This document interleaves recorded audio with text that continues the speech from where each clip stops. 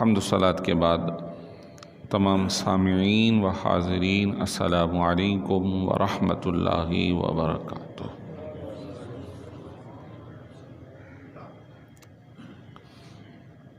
ایک آیت مبارکہ کا حصہ تلاوت کیا ہے۔ اللہ رب العالمین ہمیں اس کے تحت صحیح سماعت کرنے اور عمل کی توفیق عطا فرمائے۔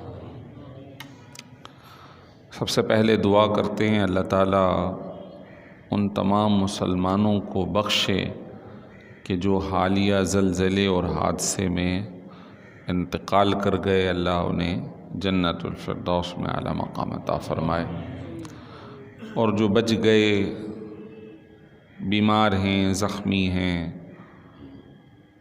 کئی ایک بچے اپنے والدین اور سرپرستوں سے خالی رہ گئے، اللہ ان بے سہاروں کو بہترین سہارا عطا فرمائے۔ ایک مختصر واقعے سے عرض کرتا ہوں کہ بزرگوں کے اندر، صالحین امت میں ایک بزرگ اور مسلمانوں کے بہت ہی معروف سربراہ گزرے ہیں۔ ان کا نام ہے عمر بن عبدالعزیز، جنہیں عمر ثانی بھی کہا جاتا تھا۔ یہ خلیفہ وقت بننے سے پہلے ایک علاقے کے گورنر تھے۔ اس وقت سلیمان بن عبد الملک بنو امیہ کے زمانے میں وہ خلیفہ وقت تھے۔ خلیفہ وقت کے زمانے میں تیز بارشیں ہوئیں، بہت خوب بارش ہوئی، اور بادل کڑکنے لگے۔ تو یہ ملنے آئے ہوئے تھے، ان کو بلوایا کہ عمر دیکھو کیا کیفیت ہے۔ تو انہوں نے انہیں ترغیب دلائی کہ ذرا سوچیں کہ یہ بارش جس کو اللہ کی رحمت قرار دیا گیا ہے، اس کی کڑک کا یہ حال ہے کہ آپ ہمیں بلا رہے ہیں۔ ذرا سوچیں کہ جب اللہ کی پکڑ کی کڑک ہوگی تو اس وقت کیا ہوگا۔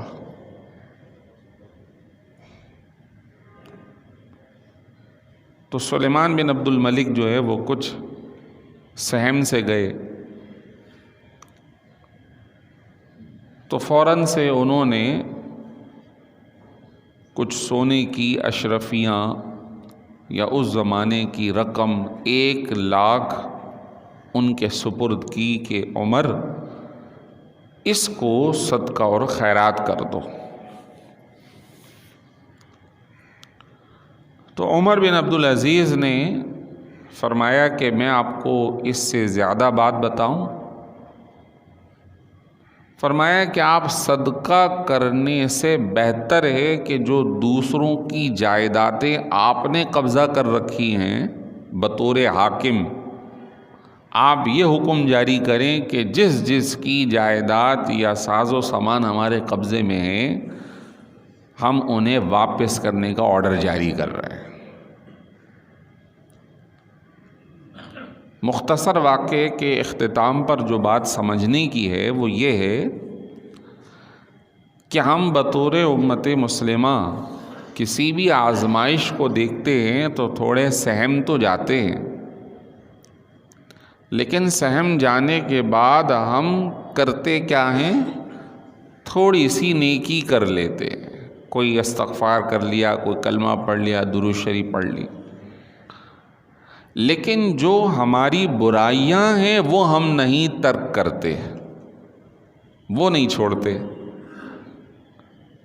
وہ کچھ لمحے کے لیے چھوٹے گی، دنوں کے لیے چھوٹے گی، پھر دوبارہ ہم اسی پہ لگ جائیں گے۔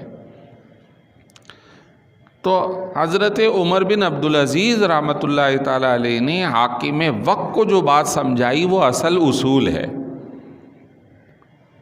کہ نیکی کا معاملہ اپنی جگہ، لیکن سب سے اہم مسئلہ یہ ہے کہ آپ اپنے گناہوں کو اور مظالم کو ترک کر دو۔ آج آپ اوورآل دیکھیں تو ہم اسی میں مبتلا ہیں۔ چیریٹی یا صدقہ تھوڑا سا ہوتا ہے، کسی کو راشن دلا دیا، کسی کو کھانا دلا دیا، کسی کے گھر آٹے کا بورا پہنچا دیا، یہ عام لوگ بھی کر رہے ہیں، پبلک سیکٹر پر بھی اور حکومتی، اور ہم اپنے ملک کی بات نہیں کر رہے، اوورآل یہی صورتحال ہے۔ اب بظاہر جو ہے IMF انٹرنیشنل مائنورٹی فنڈ، جو کمزور لوگ ہوں گے انہیں فنڈ جاری کیا جائے گا، لیکن وہ جو مائنورٹی فنڈ ہے وہ تو فنڈ تھوڑی ہے، وہ تو عذاب الہی ہے قوم پر، جہاں جا رہا ہے وہاں عذاب بن کے گر رہا ہے، اور وہ ہمارے والے اپنے آپ کو سدھار نہیں رہے، تو جو زیادتی ہے وہ ختم نہیں ہو رہی۔ تو یہ ایک اہم اصول ہے۔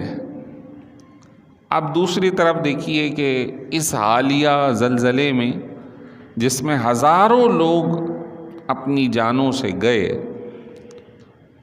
اللہ قادر مطلق ہے، جس طرح وہ ایک علاقے کو ہلا سکتا ہے پوری دنیا کو ہلا سکتا ہے،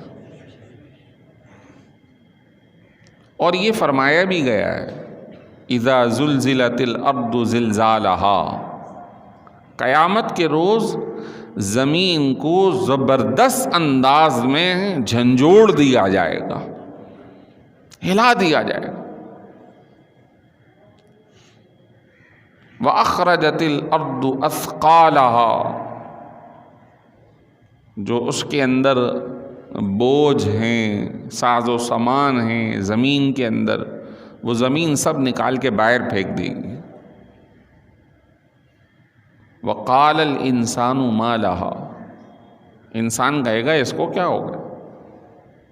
يَوْمَئِذٍ تُحَدِّثُ أَخْبَارَهَا بِأَنَّ رَبَّكَ أَوْحَىٰ لَهَا، اس دن زمین کہے گی کہ اللہ نے مجھے یہ حکم دیا ہے، اور زمین بات کرنے لگے گی انسان سے، اسے جواب دے گی۔ اب بظاہر سمجھ میں نہیں آتا کہ ایک زمین کیسے بولے گی، تو کیا یہ بات سمجھ میں آتی ہے کہ یہ چمڑے کی زبان بولتی ہے اور یہ چمڑا نہیں بولتا؟ یہ بھی تو گوشت کا حصہ ہے، یہ بھی گوشت کا حصہ ہے۔ تو جو رب اس بات پر قادر ہے کہ اس سے آواز پیدا کروا دے، تو وہ تو اس بات پہ قادر ہے کہ وہ اس سے بھی کروا دے،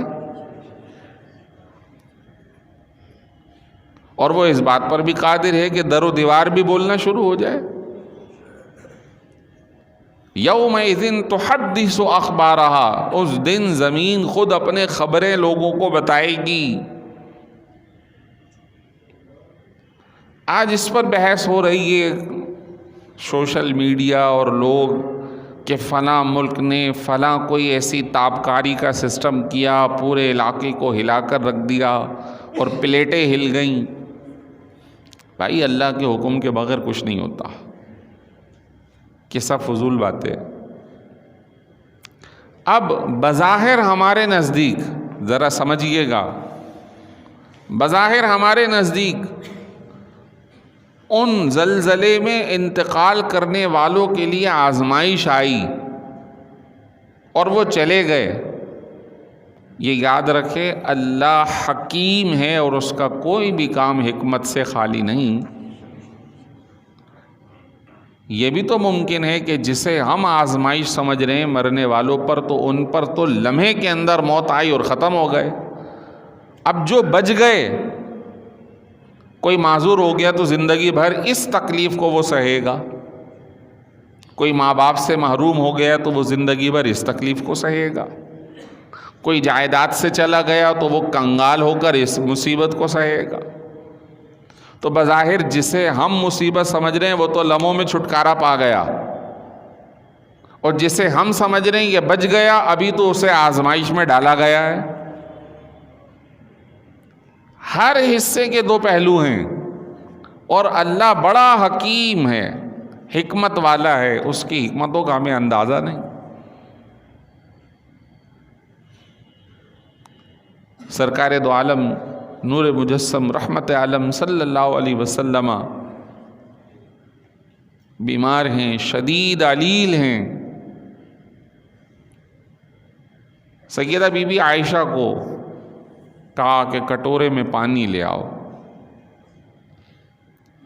وہ پانی لائیں، ہاتھ کٹورے میں ڈال کر پیشانی پر، منہ پر، ہمت اتنی جواب دے گئی کہ مسواک منگوائی لیکن مسواک چبائی نہیں جا رہی۔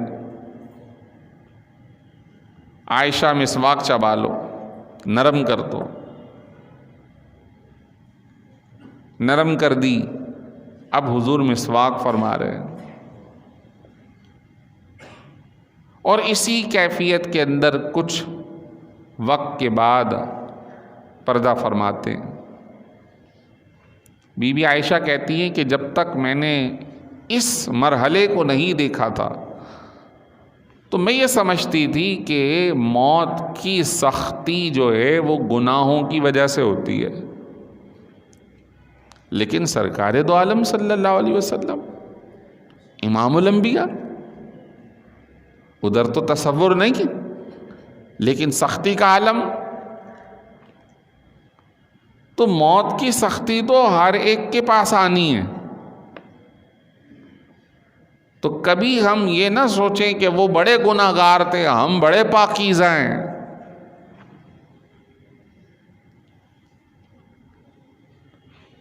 ان کی پکڑ ہو گئی، ہماری چھٹکارا نہیں بھائی، یہ بھی اللہ کی آزمائش ہے، وہ حکیم مطلق ہے، اس نے کئی اور آزمائشوں میں ڈال رکھا ہے۔ بظاہر بچ گئے لیکن آزمائشوں میں گر گئے، اور بظاہر وہ چلے گئے، مشکل ہی ہوئی، لیکن دیکھا جائے تو وہ لمحوں میں دنیا کا سفر ختم کر کے اگلی منزل کو کوچ کر گئے۔ تو یہ ایک خیال یا اس بات کو پیش نظر رکھ کر ہماری جو قوم ہے وہ کسی ایک حصے کو دیکھ کر، ظاہر کو دیکھ کر اس کے پیچھے پڑ جاتی۔ اب مسلسل میسیجز چلا رہے ہیں کہ فلاں نے پیشن گوئی کر دی اب پاکستان کے لیے 48 72۔ ارے بھائی، اللہ کے لیے 72 48 کوئی معنی نہیں رکھتے۔ ہمارا تو حال یہ ہے کہ اس 72ویں گھنٹے میں بھی ہم میڈیا، سوشل میڈیا سے ہی منسلک ہوں گے، آیا کہ نہیں آیا، کہاں آیا۔ اللہ کے بندے توبہ اور استغفار کر، اللہ کے بندے اپنے مظالم کو ترک کر، وہ جو 72 گھنٹے بات کرنا ہے وہ ابھی کر دے۔ یہ ہماری سوچ آپ سمجھ سکتے ہیں کہ کدھر کھڑی ہے،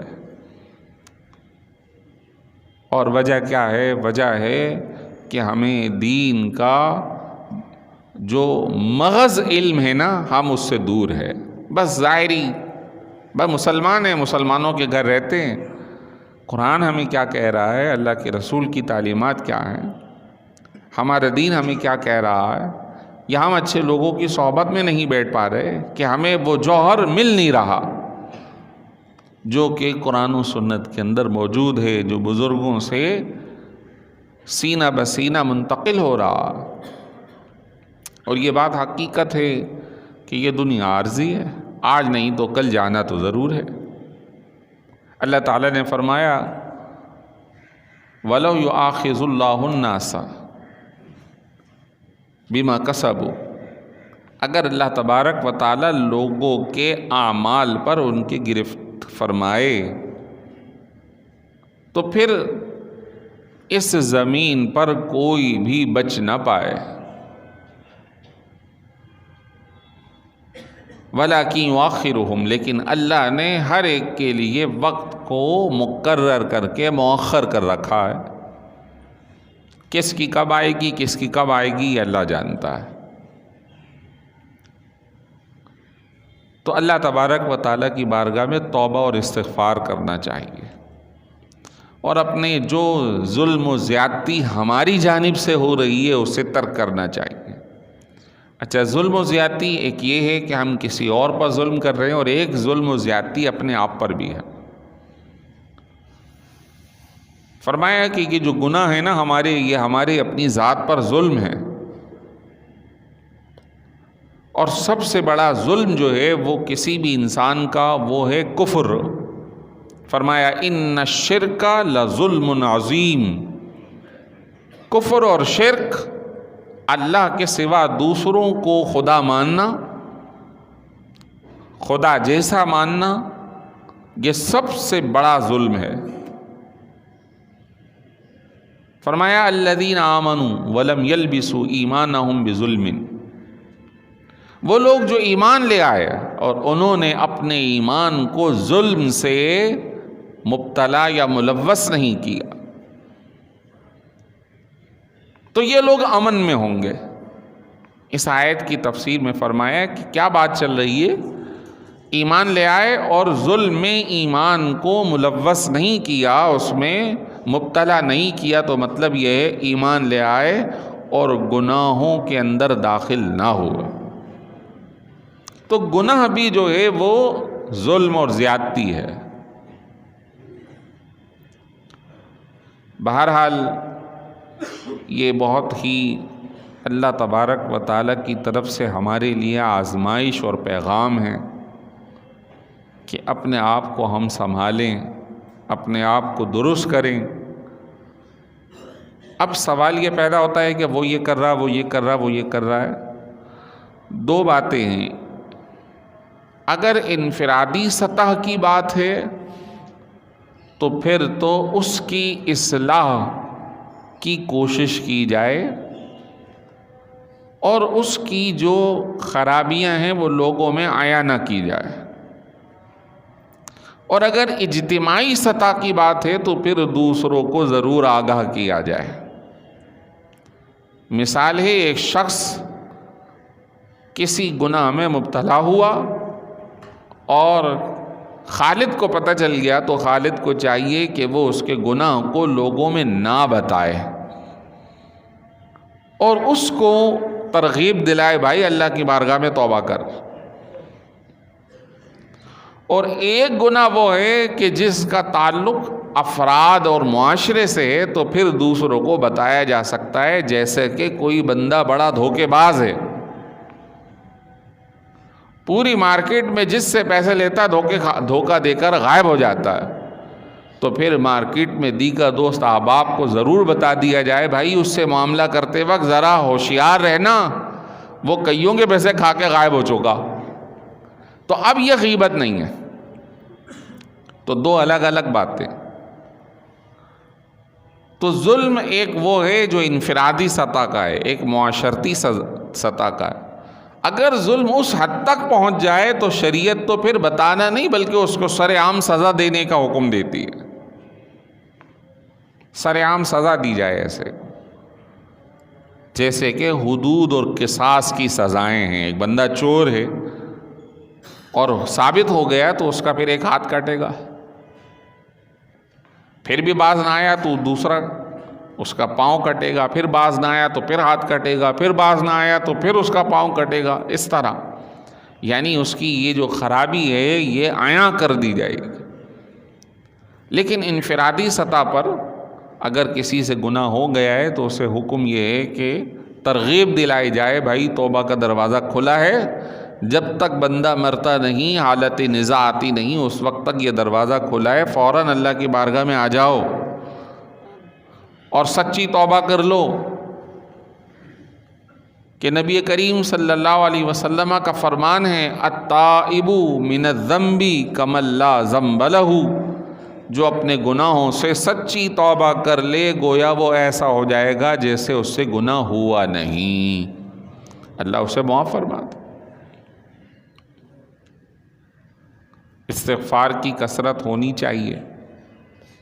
آج دیکھیے کہ مسلسل پے در پہ آزمائش افراد پر یا معاشرے پر، چاہے وہ ہمارا ملک ہو یا غیر ہو، اس سے فرق نہیں پڑتا. فرق بات یہ ہے کہ اللہ کی آزمائش مسلسل آ رہی ہے آگاہ کرنے کے لیے. حضرت اسرائیل علیہ السلام کسی کی روح نکالنے کے لیے پہنچ گئے. جب روح نکالنے کا وقت آیا تو مکالمہ ہو رہا، بھئی آپ کوئی بھی ملنے آتا ہے تو کوئی اطلاع دے کے آتا ہے، آپ تو بے دھڑک چلے آتے ہیں. بندہ کھا رہا ہے، پی رہا ہے، چائے پی رہا ہے، بس روح کا وقت آ گیا تو نکال لی. تو کبھی کوئی پیغام ہی بھیج دو. تو سیدنا اسرائیل علیہ الصلاۃ والسلام اسے جواب دیتے ہیں کہ ہم نے تو اتنے پیغام بھیجے ہیں کہ اگر آپ ہوشیار باش ہوتے تو ہر پیغام پہ سنبھل جاتے. جب آپ کی اولاد ہوئی تو ہم نے پیغام بھیج دیا، اب ان کی باری ہے، تمہارے جانے کا وقت ہو گیا. جب تمہارے بال سفید ہونے لگے، ایک آیا تو باری سمجھ میں آ گئی کہ اب جانے کا وقت شروع ہو رہا ہے. تمہارے سامنے تمہارے عزیز و قارب والدین کا انتقال ہوا تو پیغام تمہیں دے دیا، اب تمہاری باری آنے والی ہے. اور کتنے پیغام بھیجیں؟ اچانک سے تھوڑی آئے ہیں، مسلسل پیغام بھیجتے رہے ہیں. اب بتانا مقصود یہ ہے کہ اللہ کی طرف سے یہ آزمائشیں مسلسل ہماری طرف ہوئی بھی ہیں. کیوں؟ تاکہ ہم سدھر جائیں. اچھا، اب یہ بات بھی ذہن نشین رکھیں، اگر پوری دنیا کے سارے لوگ سب سجدے میں گر جائیں، سارے نیک پرہیزگار بن جائیں، تو کیا اس سے کوئی اللہ تعالیٰ کی شان میں اضافہ ہوگا؟ نہیں. وہ تو شروع سے بے نیاز ہے، صمد ہے، غنی ہے، قہار و غالب ہے. اور اگر سارے نافرمان ہو جائیں، کیا اس سے اس کی سلطنت و قدرت میں کوئی فرق آئے گا؟ یہ بات تو فرشتوں نے آنے والی نسلوں کو دیکھ کر علم کے مطابق کہی تھی کہ یہ جب وہاں جائیں گے تو خون بہائیں گے، نافرمانی کریں گے. تسبیحات کرنے کے لیے ہم کافی ہیں. تو اب آپ ایک فرد ہیں اور ہر فرد کے ساتھ کم از کم 4-5 فرشتے جو ہے اس کے ساتھ رہتے ہیں. حفاظت کے بھی ہیں، کرامن کاتبین کے بھی ہیں، قرین جس کو قرآن نے کہا وہ بھی اس کے ساتھ جڑے ہوئے ہیں. تو ہم سے زیادہ تو فرشتے موجود ہیں جو کہ اللہ کی تسبیح اور ذکر و اذکار میں مصروف ہیں. تو اگر سارے بھی نافرمان ہو جائیں تو اللہ کی شان میں کوئی کمی نہیں ہوتی. تو اگر یہ بات کہی جا رہی ہے، سنبھلنے کا کہا جا رہا ہے، تو یہ ہمارے ہی فلاح اور بھلے کے لیے ہے، ہماری کامیابی کے لیے، اللہ کی رضامندی حاصل ہونے کے لیے ہے. تو یہ جو ایک واقعہ ہوا اور جس میں ہزاروں لوگ چلے گئے، یقیناً ایک واقعہ ہونے والا ہے جس میں ہم سب چلے جائیں گے، سب فنا ہو جائے گا. تو اسی زلزال میں فرمایا فَمَن يَعْمَلْ مِثْقَالَ ذَرَّةٍ خَيْرًا يَرَهُ، جو ذرے بھر کی بھی نیکی کرے گا کل قیامت میں وہ اپنی نیکی کو دیکھ رہا ہوگا. وَمَن يَعْمَلْ مِثْقَالَ ذَرَّةٍ شَرًّا يَرَهُ، اور کوئی ذرے برابر کی بھی برائی اور خرابی کر رہا ہو تو کل قیامت میں بھی اس کو دیکھ لے گا، عیاں ہوگا. اللہ کی بارگاہ میں رجوع، استغفار اور توبہ یہی دروازہ ہے. سرکار دو عالم صلی اللہ علیہ وسلم کا وسیلہ پیش کیا جائے. آپ صلی اللہ علیہ وسلم نے دعا مانگی، رب کریم جس طرح پچھلی امتوں کو ایک ہی وقت میں فنا کر دیا جاتا تھا، جیسے قوم سمود کو ایک فرشتے نے آ کے آواز لگائی تھی، ایک فرشتے نے، بڑے طاقتور لوگ تھے اپنے گھروں میں، ان کے کان پھٹ گئے، ان سے آواز نہ رک سکی، اوندھے ہو کر اپنے سروں کو نیچے کر لیا، سر کا درد اور تکلیف، حتیٰ کہ ان کے سر زمین کو جھکے ہوئے تھے، اور اسی حالت میں وہ ایک چیخ کی مار تھے، ساری کی ساری قوم برباد ہو گئی. ایک فرشتے نے آواز لگائی، کسی کو بھیجا تو بارش کے ذریعے ہلاک کر دیا. اور قوم عاد کا تذکرہ جو سورہ الحاقہ کے اندر ہے ہوا انہیں یوں اٹھا کر ادھر سے ادھر لے کے جا رہی تھی جیسے تیز ہوا میں مکھی مچھر اڑتے ہیں۔ اور قوم عاد بہت بلند و بالا قد آور لوگ ہوا کرتے تھے، لیکن اللہ کا جب حکم آ جائے تو پھر یہ بلند و بالا طاقتور لوگ بھی اس کے سامنے مکھی مچھر کی طرح ہوا میں اڑ رہے ہیں۔ فرمایا قرآن نے کہ انہیں پھر ایسا کر دیا گیا جیسے کہ جو کھجور کے درخت ہیں، جب ہوا چلے، جیسے خزاں کا آج کل موسم ہے، سارے پتے اڑ گئے، صرف وہ تنا رہ گیا، خالی کر دیا۔ تو اللہ تو اس بات پہ قادر ہے۔ تو دعا کی، مولا میری قوم کو ایسے یک لخت عذاب میں گرفتار کر کے ہلاک نہ فرمانا، تو دعا قبول ہوئی ہے۔ اب یہ ساری امت حضور کی ہے، چاہے وہ کوئی مانے یا نہ مانے۔ جو مان رہی ہے اسے امت اجابت کہتے ہیں کہ اس نے قبول کر لے گا، جو نہیں مان رہی اسے امت دعوت کہتے ہیں کہ پیغام اس تک ہے، وہ جب چاہے قبول کر لے، جب تک اس کا جو معاملہ ہے نرغرے تک نہیں آتا۔ لیکن یہ امت ہے حضور کی، اب قیامت تک صرف سرکار دو عالم صلی اللہ علیہ وسلم کا ہی پیغام ہے۔ تو یخلق پورے لوگوں کو تباہ و برباد نہیں کیا جائے گا، خصوصاً امت اجابت کو جنہوں نے قبول کر لیا۔ لیکن بہرحال یہ نہیں فرمایا کہ تھوڑے تھوڑے آزمائش کے سلسلے نہیں کیے جائیں گے، یہ آزمائشیں رہیں گی۔ اور مسلمان فرمایا کہ وہ ایسے ہے جیسے کہ ایک ایسا درخت جو ہوا میں کبھی ادھر اور کبھی ادھر، اور جو منافقین ہیں وہ سخت تنے والے درخت کی طرح ہیں کہ جب ہوا چلتی ہے ان کو جڑ سے اکھاڑ کے پھینکتی ہے۔ اور مسلمان کبھی دائیں ہو جاتا ہے، پھر سیدھا ہو جاتا ہے، پھر بائیں ہو جاتا ہے، پھر سیدھا ہو جاتا ہے۔ تو اس کے اندر کچھ نرمی رکھی ہے کہ توبہ کر لے تو دوبارہ سیدھا ہو جائے گا، رجوع اللہ ہو جا، اللہ کی بارگاہ میں آ جا، پھر تیرے لیے سیدھا ہونے کا امکان موجود ہے۔ اللہ تعالی ہمیں توفیق دے اپنی بارگاہ میں رجوع کرنے کا۔ یہ ایک چھوٹی سی بات تھی کہ ہم کسی اور رخ پر جا رہے ہیں، ہم کبھی سوشل میڈیا، کبھی ان افواہ، کبھی اس افواہ، کبھی یہ پلیٹیں ہل گئیں کہ بھی اس نے وہ یہ کر دیا، وہ کر دیا۔ بھائی یہ سب اللہ کے حکم کے تابع ہے، اللہ کے حکم کے بغیر کچھ نہیں ہوتا۔ ہو سکتا ہے کہ جو ہم بیٹھے ہیں کچھ بھی نہ ہو، ہماری سب کی روح نکل جائے۔